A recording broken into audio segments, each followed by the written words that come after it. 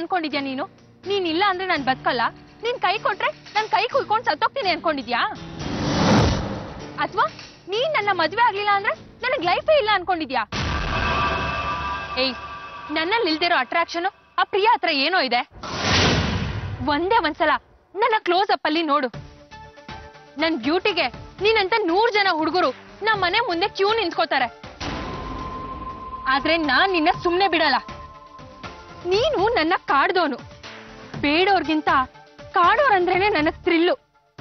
ಬೇಗ ಸಿಗ್ದಿರೋದ್ನ ದಕ್ಕಿಸ್ಕೊಳ್ಳೋದೆ ಈ ಮಧು ಜಾಯಮಾನ. ಎಟಕ್ತಾ ಇರೋ ಹಣ್ಣ ಎಗ್ರಿ ಕಿತ್ತು ತಿನ್ನೋದ್ರಲ್ಲೇ ಮಜಾ ಇರೋದು. ನೀನು ನನ್ನಿಂದ ದೂರ ಹೋದಷ್ಟು ನಿನ್ನ ಪಡಿಲೇಬೇಕು ಅನ್ನೋ ಕಿಚ್ಚು ನನ್ ಮನ್ಸಲ್ಲಿ ಜಾಸ್ತಿ ಆಗ್ತಿದೆ.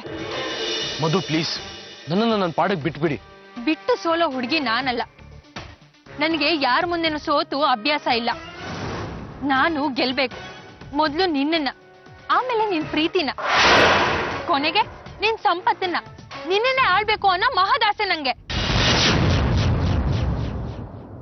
ಯಾಕೆ ಶಾಕ್ ಅನಿಸ್ತಾ ಇದ್ಯಾ? ಪ್ರಿಯಾ ಮಾಡೋದು ಇದನ್ನೇ. ಅವಳಿಗೂ ನನಗೂ ಇರೋದು ಒಂದೇ ವ್ಯತ್ಯಾಸ. ನಾನು ಮಾಡ್ತೀನಿ, ಅವಳು ಹೇಳ್ದೆ ಮಾಡ್ತಾಳೆ. ಅರ್ಥ ಮಾಡ್ಕೋ. ಶ್ರೀಕಾಂತ್, ನಿಂಗೊಂದು ಫೈನಲ್ ಚಾನ್ಸ್ ಕೊಡ್ತಾ ಇದ್ದೀನಿ. ನೀನ್ ಏನ್ ಮಾಡ್ತೀಯೋ ನನಗೆ ಗೊತ್ತಿಲ್ಲ, ಆದ್ರೆ ಈ ಮದ್ವೆ ನಡಿಬಾರ್ದು ಅಷ್ಟೇ. ಹಾಗೇನಾದ್ರೂ ಆದ್ರೆ ಹಸೆ ಮನೆ ಮೇಲೆ ಪ್ರಿಯಾ ಇರಲ್ಲ, ಆ ಜಾಗದಲ್ಲಿ ನಾನ್ ಇರ್ತೀನಿ. ಇಲ್ಲ ಅಂದ್ರೆ ಅವತ್ತು ನಿನ್ಗೆ ವಿವಾಹ ಬಂಧನ ಅಲ್ಲ, ಕೋರ್ಟಲ್ಲಿ ಮತ್ತೆ ನ್ಯಾಯಾಂಗ ಬಂಧನ, ಅಂದ್ರೆ ಜೈಲು. ನೆನ್ಪಿಟ್ಕೋ.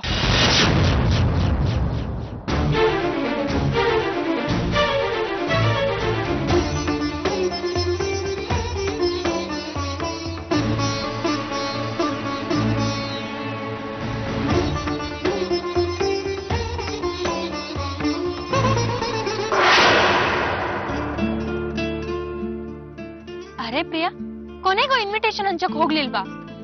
ಇಲ್ಲ ಮಧು, ಮಾಮ್ಗೆ ಹೇಳೋಣ ಅಂತ ಹೋದೆ. ಮಾಮ್ ಮನೇಲಿರ್ಲಿಲ್ಲ. ನನಗೇನ್ ಡಿಸೈಡ್ ಮಾಡ್ಬೇಕಂತಾನೆ ಗೊತ್ತಾಗ್ಲಿಲ್ಲ. ಓ ಹೌದಾ? ಅರೆ ಇದ್ಯಾವ್ದ ಇನ್ವಿಟೇಷನು?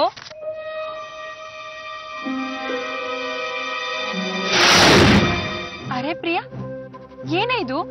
ಭಾಗ್ಯ ವಿತ್ ಶ್ರೀಕಾಂತ್ ಅಂತಿದೆ. ಯಾರೇ ಇದು? ಆ ಶ್ರೀಕಾಂತ್ ನಿನಗೂ ಕೈ ಕೊಟ್ಬಿಟ್ನಾ? ಯಾರೋ ಮದ್ವೆ ಇನ್ವಿಟೇಷನ್ ನೀನ್ ಯಾಕೆ ಹಂಚ್ತಿದ್ಯಾ?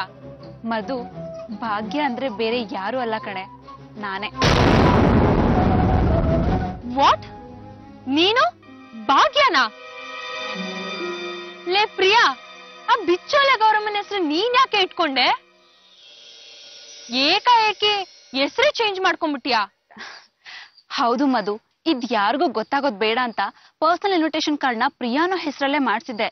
ಅದ್ ಕಾರಲ್ಲಿ ಇಟ್ಟಿದ್ದೆ, ಒಂದು ಕಾಣಿಸ್ತಾ ಇಲ್ಲ. ಕೊನೆಗೆ ಫ್ಯಾಮಿಲಿ ಇನ್ವಿಟೇಷನ್ ಕಾರ್ಡ್ ಇತ್ತಲ್ವಾ, ಅದನ್ನೇ ಡಿಸ್ಟ್ರಿಬ್ಯೂಟ್ ಮಾಡೋಣ ಅಂತ ತಗೊಂಡ್ ಬಂದೆ. ಯಾಕೆ ಹೆಸರು ಚೇಂಜ್ ಮಾಡ್ಕೊಂಡೆ? ಪ್ರಿಯಾ ಅನ್ನೋ ಹೆಸರು ಚೆನ್ನಾಗೇ ಇತ್ತಲ್ಲ.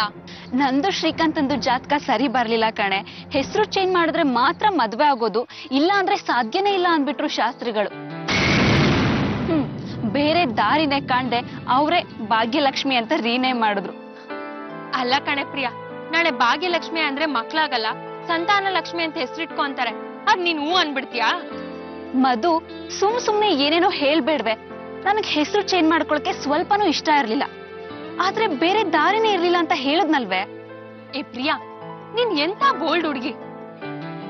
ನಿನ್ನಂತ ಹುಡುಗಿರ ಸರೆಂಡರ್ ಆಗ್ತೀರಾ ಅಂದ್ರೆ ನನ್ಗೆ ಆಶ್ಚರ್ಯ ಆಗತ್ ಕಣೆ. ಅಲ್ಲ ಪ್ರಿಯಾ, ಯಾರ್ದೋ ಜೊತೆ ಮದ್ವೆ ಆಗೋಕ್ಕೋಸ್ಕರ ಇಷ್ಟೆಲ್ಲ ಕಾಂಪ್ರಮೈಸ್ ಮಾಡ್ಕೋಬೇಕಾ? ನೀನೇನ ಶ್ರೀಕಾಂತ್ನ ಲವ್ ಮಾಡ್ತಿಲ್ವಲ್ಲ, ಅವನ್ನೇ ಮದ್ವೆ ಆಗ್ಬೇಕು ಅನ್ನೋ ಕರ್ಮ ಏನು? ಒಂದ್ ಮದ್ವೆಗೋಸ್ಕರ ನಮ್ ಐಡೆಂಟಿಟಿನೇ ಕಳ್ಕೋಬೇಕೇನೆ. ನೋಡು ಪ್ರಿಯಾ, ಅವತ್ತೇ ನಾನ್ ನಿಂಗೆ ಹೇಳ್ಬೇಕು ಅನ್ಕೊಂಡಿದ್ದೆ. ಒಂದ್ಸಲಿ ಮದ್ವೆ ಆಗೋದ್ರೆ ಎಲ್ಲ ಮುಗ್ದೋಯ್ತು ಕಣೆ. ನೀನ್ ಎಷ್ಟೇ ಗೋಳಾಡಿದ್ರು ಯಾರು ನಿನ್ ಮಾತನ್ನ ಕೇಳಲ್ಲ. ಕಷ್ಟನೋ ಸುಖನೋ ನೀನೇ ಅನ್ಭವಿಸ್ಬೇಕು. ಮಧು, ಏನ್ ಹೇಳ್ತಾ ಇದ್ಯಾ ನೀನು? ನೋಡು ಪ್ರಿಯಾ, ಹಳೆ ಸಂಬಂಧಗಳು ತುಂಬಾ ಸೂಕ್ಷ್ಮ. ಸ್ಟ್ರೇನ್ ಹಾಕ್ದೇ ಇರೋಗೆ ನೋಡ್ಕೊಳ್ಳೋದು ಕಷ್ಟ. ಶ್ರೀಕಾಂತ್ನ ಬಿಟ್ರು ಅವನ್ಕಿಂತ ಹ್ಯಾಂಡ್ಸಮ್ ಆಗಿರೋ ಹುಡುಗರು ನಿನಗ್ ಸಿಗ್ತಾರೆ. ನೀನೇನಾದ್ರೂ ಶ್ರೀಕಾಂತ್ನ ಮದ್ವೆ ಆದ್ರೆ ನೀನ್ ಯಾರ್ದೋ ಆಯ್ಕೆ ಆಗ್ತೆ ಹೊರತು ಶ್ರೀಕಾಂತ್ ನಿನ್ ಆಯ್ಕೆ ಆಗಲ್ಲ. ಪ್ರಿಯಾ, ಈ ಎಲ್ಲ ಅಪಶಕನ್ಗಳನ್ನ ನೋಡ್ತಾ ಇದ್ರೆ ಆ ವಿಧಿಗೂ ನಿನ್ನ ಮತ್ತು ಶ್ರೀಕಾಂತ್ ಮದ್ವೆ ಇಷ್ಟ ಇಲ್ಲ ಅನ್ಸುತ್ತೆ. ಇನ್ನೊಂದ್ಸಲಿ ಯೋಚನೆ ಮಾಡು. ಬರ್ಲಾ? Good luck.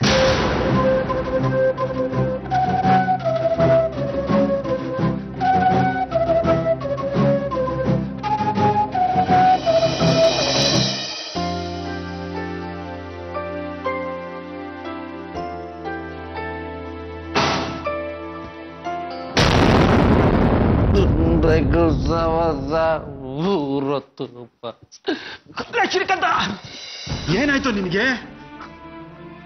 ಮೋಸ, ದ್ರೋಹ ಮಾವ. ಮಾವ, ಈ ಲೋಕದಲ್ಲಿ ಯಾರನ್ನು ಬೇಕಾದ್ರೂ ನಂಬೋದು ಮಾವ, ಆದ್ರೆ ಹುಡುಗಿಯರನ್ನು ಮಾತ್ರ ನಂಬಾರ್ದು.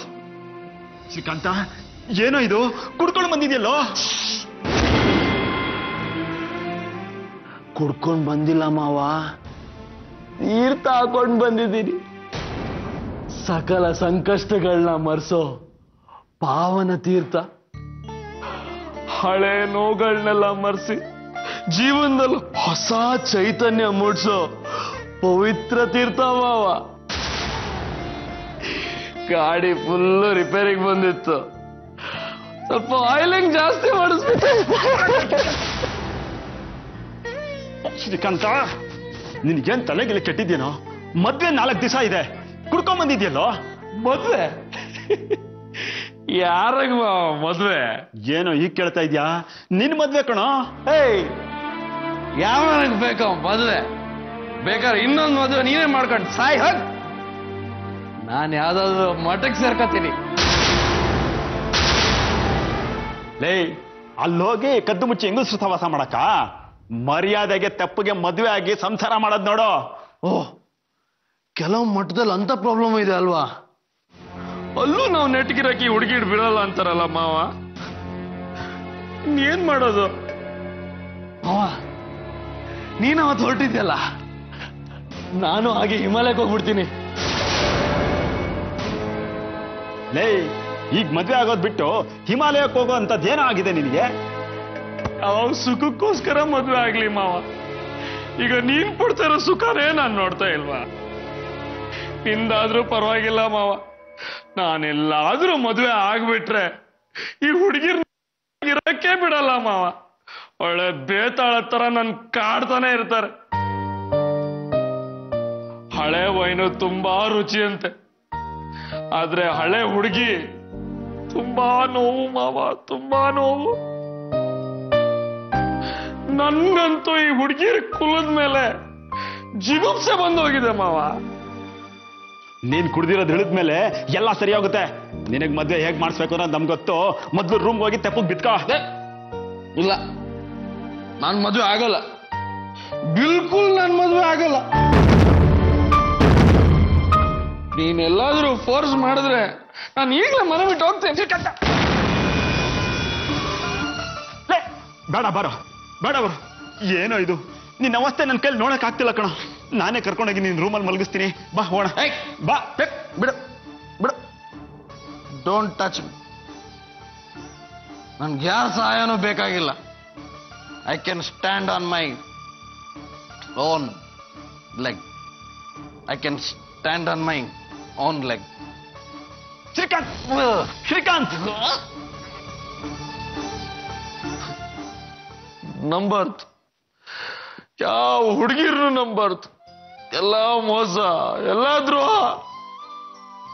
ತುಂಬಾ ನೋಡ್ಬೇಡಿ, ಲವ್ ಆಯ್ತದೆ. ಲವ್ ಮಾಡ್ಬೇಡಿ, ಲವ್ ಆಯ್ತದೆ. ಹೂ ಹಾಕೋಬೇಡಿ, ಮದುವೆ ಆಯ್ತದೆ.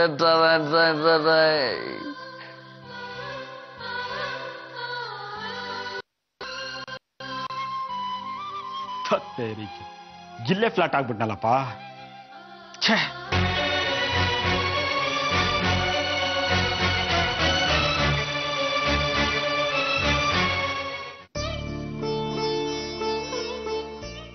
ಮಾವ್, ಈ ಅಪಶಕ್ನಗಳು ಅಂದ್ರೆ ಏನು? ಪ್ರಿಯಾ, ಯಾಕೆ ಇಷ್ಟೊತ್ನಲ್ಲಿ ಅಪಶಕ್ನದ ಬಗ್ಗೆ ಮಾತಾಡ್ತಿದ್ಯಾ? ಹಾಗಂದ್ರೆ ಏನು ಅಂತ ಹೇಳಿ ಮಾಮ್. ಅಪಶಕುನ ಅಂದ್ರೆ ಶುಭ ಸಂದರ್ಭದಲ್ಲಿ ಏನ್ ನಡಿಬಾರ್ದು ಅದ್ ನಡೆಯೋದು. ಅರ್ಶನ ಕುಂಕುಮ ತಟ್ಟೆ ಬೀಳೋದು, ಮಸಿ ಬೀಳೋದು, ಬೆಂಕಿ ತಾಗೋದು, ಬೆಕ್ಕು ಅಡ್ಡ ಹಾಯೋದು, ದುಡ್ಡಿನ ಕನಸು ಬೀಳೋದು, ಇದನ್ನೆಲ್ಲ ಅಪಶಕುನ ಅಂತ ಹೇಳ್ತಾರೆ. ನನ್ ಮದ್ವೆಗೂ ಅಪಶಕ್ನಗಳಾಗ್ತಿದೆಯಲ್ಲ ಮಾಮ್, ನನ್ ಮದ್ವೆ ನಡೆಯತ್ತಾ? ಪ್ರಿಯಾ, ಏನಾಯ್ತು ನಿನ್ಗೆ? ನೀನ್ ಇದನ್ನೆಲ್ಲ ಯಾವತ್ತೂ ನಂಬ್ತಿರ್ಲಿಲ್ಲ. ಈಗ ಇದ್ದಕ್ಕಿದ್ದ ಹಾಗೆ ಯಾಕೆ ಹೀಗೆಲ್ಲ ಕೇಳ್ತಿದ್ಯಾ? ಮಾಮ್, ನಾನ್ ಮೊದ್ಲು ಹೀಗಿರ್ಲಿಲ್ಲ. ಈ ಬ್ಯಾಡ್ ಓಮೆನ್ಗೆಲ್ಲ ಕೇರ್ ಮಾಡ್ತಾನೆ ಇರ್ಲಿಲ್ಲ, ಅದನ್ನೆಲ್ಲ ನಂಬ್ತಾನೂ ಇರ್ಲಿಲ್ಲ. ಆದ್ರೆ ಇತ್ತೀಚಿನ ದಿನಗಳಲ್ಲಿ ನನ್ನ ಮನ್ಸು ತುಂಬಾ ವೀಕ್ ಆಗ್ಬಿಟ್ಟಿದೆ. ನಂಗೆ ತುಂಬಾ ಭಯ ಆಗ್ತಿದೆ ಮಾಮ್. ಯಾಕೆ ಪ್ರಿಯಾ, ಏನಾಯ್ತು? ಯಾಕೆ ಭಯ ಪಡ್ತಿದ್ಯಾ? ಮಾಮ್, ನಾನು ಅನ್ಕೊಂಡಿದ್ ಒಂದು ನಡೀಲಿಲ್ಲ. ಅಹಂಕಾರದಿಂದ ಕನಕ ಅವ್ರ ತಂದೆನ ಕೊಂದ್ಬಿಟ್ಟೆ, ಜೈಲಿಗೂ ಹೋಗ್ ಬಂದೆ. ಈ ಆಘಾತನೆಲ್ಲ ಹೇಗೋ ಸಹಿಸ್ಕೋತಿದ್ದೆ. ಆದ್ರೆ ಆಕಾಶ್ ನನ್ನ ರಿಜೆಕ್ಟ್ ಮಾಡ್ಬಿಟ್ಟ. ಆಗ್ಲೇ ಮಾಮ್, ನಾನು ಅರ್ಧ ಸತ್ ಹೋದೆ. ಹಾಗೆಲ್ಲ ಮಾತಾಡ್ಬೇಡ ಪ್ರಿಯಾ. ಈಗೆಲ್ಲ ಸರಿ ಹೋಗಿದ್ಯಲ್ಲ, ಮತ್ ಯಾಕೆ ಹಳೆದನ್ನೆಲ್ಲ ಜ್ಞಾಪಿಸ್ಕೊಂಡು ಅಳ್ತಿದ್ಯಾ? ಮಾವ್, ಎಲ್ಲ ಸರಿ ಹೋಯ್ತು. ಯಾವ್ದ್ ಸಿಗ್ದಿದ್ರು, ಯಾವ್ದ್ ಕೈ ಬಿಟ್ಟು ಹೋದ್ರು, ಅಟ್ಲೀಸ್ಟ್ ಡ್ಯಾಡ್ ಮಾಮ್ ಪ್ರೀತಿ ಆದ್ರೂ ಪರ್ಮನೆಂಟ್ ಆಗಿ ಸಿಗತ್ತೆ ಅನ್ಕೊಂಡಿದ್ದೆ. ಆದ್ರೆ ನಾನಿಮ್ ಸ್ವಂತ ಮಗಳೇ ಅಲ್ದಿದ್ಮೇಲೆ ಅದ್ ಶಾಶ್ವತವಾಗಿ ಹೇಗಿರೋದಿಕ್ ಸಾಧ್ಯ? ನಾನ್ ನಿಮ್ ಮಗಳಲ್ಲ ಅಂತ ಗೊತ್ತಾದ್ಮೇಲೆ ಏನೋ ಒಂಥರ ಇನ್ಸೆಕ್ಯೂರಿಟಿ ಕಾಡೋಕ್ ಶುರುವಾಗಿದೆ. ಹಾ ಮಾಮ್, ನನ್ ಪಾಲಿಗೆ ಯಾರೂ ಇಲ್ಲ, ಎಲ್ಲ ಖಾಲಿ ಖಾಲಿ. ಈ ಪ್ರಪಂಚನೇ ಶೂನ್ಯ ಅನ್ಸೋಕ್ ಶುರುವಾಗಿದೆ ಮಾಮ್. ಪ್ರಿಯಾ, ನೀನ್ ಸುಮ್ನೆ ಏನೇನೋ ಮನ್ಸಿಗೆ ಹಚ್ಕೊಂಡು ಕೊರಗ್ತಾ ಇದೀಯಮ್ಮ. ಪ್ರಿಯಾ, ನೀನು ನಮ್ಮ ಮಗಳೇ ಕಣೆ. ನೀನು ನಮ್ಮ ಮಗಳನ್ನೋ ಈ ಪ್ರೀತಿ ಮಮಕಾರ ಯಾವತ್ತಿಗೂ ಹೀಗೆ ಇರುತ್ತೆ. ಅದು ಒಂದ್ ಸಾಸಿವೆ ಕಾಳಷ್ಟು ಕಡಿಮೆ ಆಗಲ್ಲ ಪ್ರಿಯಾ. ನಮ್ಮನ್ನ ನಂಬು ಪ್ರಿಯಾ, ನಾವಷ್ಟು ಕಟಕ್ರಲ್ಲ. ನಾವು ಯಾವತ್ತಿಗೂ ನಿನ್ ಜೊತೆನೇ ಇರ್ತೀವಿ. ಮಾಮ್, ಯಾವ್ದೇನೇ ಅಡ್ಡಿ ಬಂದ್ರು ನನ್ ಮದ್ವೆ ನಿಲ್ದಿರೋ ಹಾಗೆ ನೋಡ್ಕೋತೀರಾ ಅಲ್ವಾ? ಖಂಡಿತ ಪ್ರಿಯಾ, ನಿನ್ ಮದ್ವೆಗೆ ಯಾವ ಅಡ್ಡಿನೂ ಬರಲ್ಲ. ನಾವಿದೀವಲ್ಲ. ಪ್ರಿಯಾ, ಆ ಕ್ಯಾಂಡಲ್ ನೋಡು, ತಾನ್ ಕರಗಿ ನಮಗ್ ಬೆಳಕು ಕೊಡ್ತಾ ಇದೆ. ಹಾಗೆ ಅಪ್ಪ ಅಮ್ಮನು. ನಾವು ಕರಗಿದ್ರೂ ಪರವಾಗಿಲ್ಲ, ಆದ್ರೆ ನಮ್ಮ ಮಕ್ಳು ಬಾಳು ಬೆಳಕಾಗ್ಬೇಕು ಅಂತ ನಾವು ಬಯಸ್ತೀವಿ. ನೀನ್ ಧೈರ್ಯವಾಗಿರು ಪ್ರಿಯಾ. ಬಾ.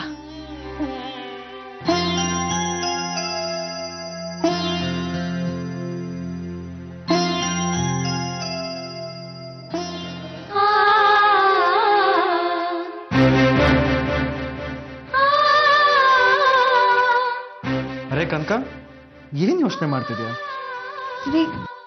ಇಷ್ಟೊತ್ತು ಎಲ್ಲಿ ಹೋಗಿದ್ರಿ? ಕನಕ, ಶ್ರೀಕಾಂತ್ಗೆ ಏನ್ ಬೇಕು ಏನ್ ಬೇಡ ಎಲ್ಲ ನೀನೇ ಮುಂದೆ ನಿಂತು ಮಾಡಿದ್ಯಾ. ಆದ್ರೆ ನಾವೇನಾದ್ರೂ ಅವನ್ಗೆ ಸ್ಪೆಷಲ್ ಆಗಿ ಗಿಫ್ಟ್ ಕೊಡ್ಬೇಕಲ್ವಾ? ಅಯ್ಯೋ ಹೌದಲ್ವಾ, ನಾನು ಇದನ್ನ ಯೋಚನೆ ಮಾಡಿರಲಿಲ್ಲ. ಅದಕ್ಕೆ ಅವನ ಹೆಸರಲ್ಲಿ ಒಂದು 10,000 ಕಂಪ್ನಿ ಶೇರ್ಸ್ಗಳನ್ನ ಟ್ರಾನ್ಸ್ಫರ್ ಮಾಡ್ಸಕ್ಕೆ ಸಿದ್ಧ ಮಾಡಿಸ್ತಿದ್ದೆ. ಅದಕ್ಕೆ ಸ್ವಲ್ಪ ತಡ ಆಯ್ತು. ಕನಕ, ನೀ ಇಲ್ಲಿಗೊಂದು ಸೈನ್ ಮಾಡ್ಬಿಟ್ರೆ ಶ್ರೀಕಾಂತ್ ಹೆಸರಲ್ಲಿ ಶೇರ್ಸ್ ಎಲ್ಲ ಟ್ರಾನ್ಸ್ಫರ್ ಆಗುತ್ತೆ. ತಗೋ.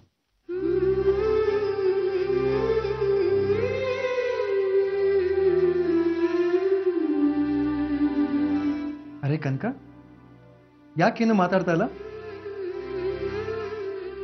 ನಿನ್ ಹೇಳ್ದೆ ಟ್ರಾನ್ಸ್ಫರ್ ಡೀಡ್ ಮಾಡಿಸ್ತೆ ಅಂತ ಬೇಜಾರಾಯ್ತಾ?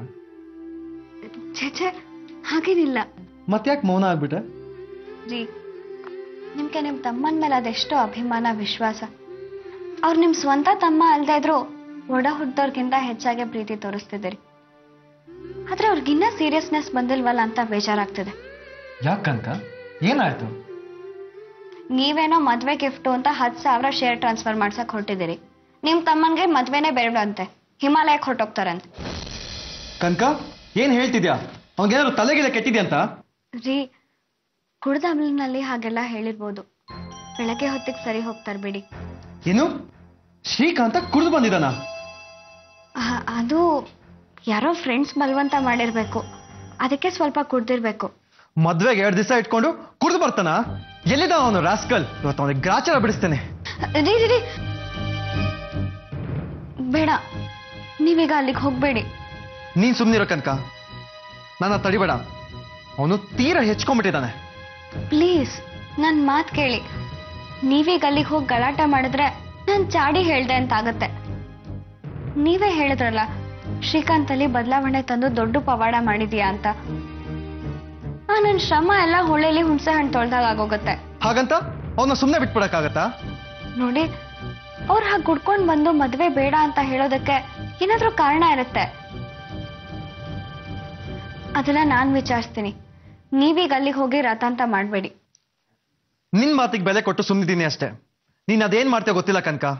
ಇದು ಮತ್ತೆ ಏನಾದ್ರು ರಿಪೀಟ್ ಆದ್ರೆ ಅವನ ಕತ್ತಿ ಹಿಡಿದು ಆಚೆ ನುಗ್ಬಿಡ್ತೀನಿ ಅಂತ ಹೇಳ್ಬಿಡು ಅಷ್ಟೇ.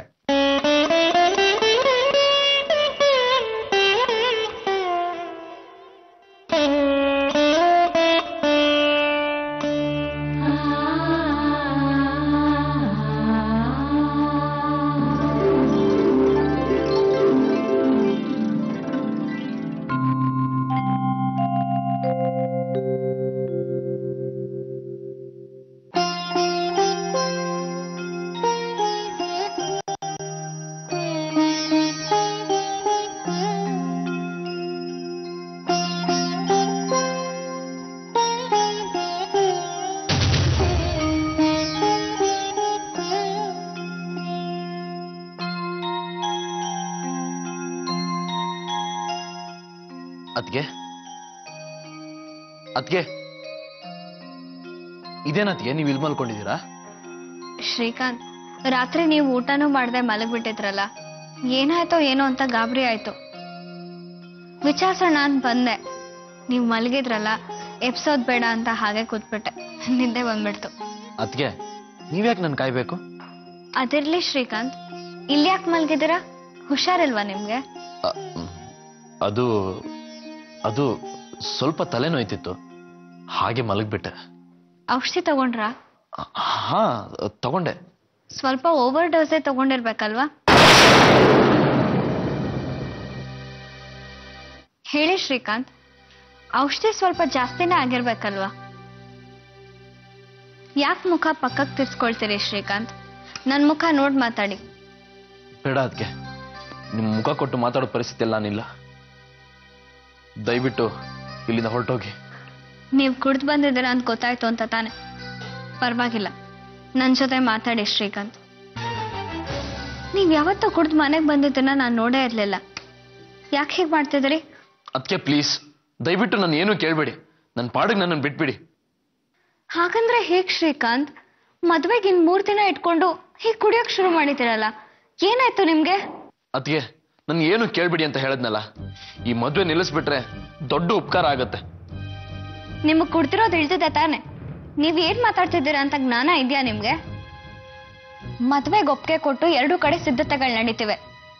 ಈಗ ಮದ್ವೆ ಬೇಡ ಅಂದ್ರೆ ಪ್ರಿಯಾಂಗ್ ಆಘಾತ ಆಗಲ್ವಾ? ಈ ಮನೆ ಮರ್ಯಾದೆ ಏನಾಗುತ್ತೆ ಅಂತ ಯೋಚನೆ ಮಾಡಿದ್ದೀರಾ ಶ್ರೀಕಾಂತ್? ಇದೆಲ್ಲದಕ್ಕಿಂತ ಹೆಚ್ಚಾಗಿ ಈ ಮದ್ವೆಗೆ ನಿಮ್ಮನ್ನ ಒಪ್ಪಿಸ್ದೋಳೆ ನಾನು. ಈ ಮದ್ವೆ ನಿಂತ್ರೆ ನನಗೆ ಅವಮಾನ ಆಗತ್ತೆ ಅಂತ ನಿಮಗ್ ಗೊತ್ತಿಲ್ವಾ? ಎಲ್ಲ ನಿಮ್ ಮರ್ಯಾದೆ ಮನೆತನದ ಮಾನದ ಬಗ್ಗೆ ಮಾತಾಡ್ತಿದ್ದೀರಲ್ಲ, ಒಂದ್ಸಲನಾದ್ರೂ ನನ್ನ ಸಂತೋಷದ ಬಗ್ಗೆ ಯೋಚನೆ ಮಾಡಿದಿರಾ ಅತಿಗೆ? ಯಾರಾದ್ರೂ? ನಾನು ಈ ಮದುವೆ ಆಗ್ತಾ ಇರೋದು ಮನೆತನದ ಹಿರಿಮೆ ಬೆಳಗೋದಕ್ಕ ಅಥವಾ ನನ್ನ ಜೀವನ ಬೆಳಗೋದಕ್ಕ? ಏನ್ ಮಾತಾಡ್ತಿದ್ದೀರಾ ಶ್ರೀಕಾಂತ್? ನಿಮ್ ಬಗ್ಗೆ ಕನ್ಸರ್ನ್ ಇಲ್ದೇ ಇದ್ದಿದ್ರೆ ನಾನು ಅಷ್ಟು ಬುದ್ಧಿ ಉಪಯೋಗಿಸಿ ನಿಮ್ಮನ್ನ ಮದ್ವೆಗೆ ಯಾಕೆ ಒಪ್ಪಿಸ್ಬೇಕಾಗಿತ್ತು? ನಿಮ್ ಬಗ್ಗೆ ತಲೆ ಕೆಡ್ಸ್ಕೊಂಡು ನಿಮ್ಗೋಸ್ಕರ ನಾನ್ ಯಾಕೆ ಮುಂದೆ ನಿಂತು ಓಡಾಡ್ಬೇಕಾಗಿತ್ತು? ಈಗ ನಿದ್ದೆ ಕೆಟ್ಟು ನಿಮ್ ಮುಂದೆ ಕೂತ್ಕೊಳ್ಳೋ ಅಗತ್ಯನಾದ್ರೂ ಏನಿತ್ತು ಹೇಳಿ? ಅತಿಗೆ ಹೋಗ್ಲಿ ಬಿಡಿ, ನನ್ನ ಹಣೆಯಲ್ಲಿ ಏನ್ ಬರ್ದಿದ್ಯೋ ಅದೇ ಆಗುತ್ತೆ. ಪ್ರಿಯಾಂಗ್ ಒಂದು ಒಳ್ಳೆ ಗಂಡು ನೋಡಿ ಮದುವೆ ಮಾಡಿಸ್ಬಿಡಿ. ಯಾಕೆ ಈ ತರ ಇನ್ಫೀರಿಯಾರಿಟಿ ನಿಮ್ಗೆ? ಏನಾಯ್ತು ಶ್ರೀಕಾಂತ್?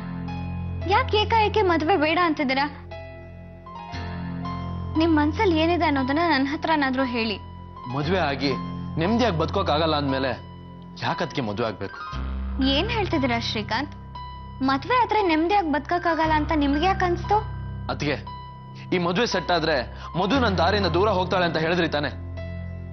ಅದನ್ನ ನಾನು ನಿಜ ಅಂತ ನಂಬ್ಕೊಂಡು ಮದುವೆಗೆ ಒಪ್ಕೊಂಡೆ. ಆದ್ರೆ ಈಗ ಆ ಮಧು ಪ್ರತಿ ಕ್ಷಣ ನನ್ ಕಾಡ್ತಾ ಇದ್ದಾಳೆ. ಅತ್ತಿಗೆ ಹಸೆ ಮಣೆ ಮೇಲೆ ನಿನ್ಗೆ ವಿವಾಹ ಬಂಧನ ಅಲ್ಲ ನ್ಯಾಯಾಂಗ ಬಂಧನ ಅಂತ ಧಮಕಿ ಹಾಕಿ ಹೋಗಿದ್ದಾಳೆ. ಅಲ್ಲಿ ನಡೆಯೋದು ನನ್ನ ಮದುವೆ ಅಲ್ಲ ಅತ್ತಿಗೆ, ತೇಜೋವಧೆ, ಚಾರಿತ್ರ್ಯವಧೆ.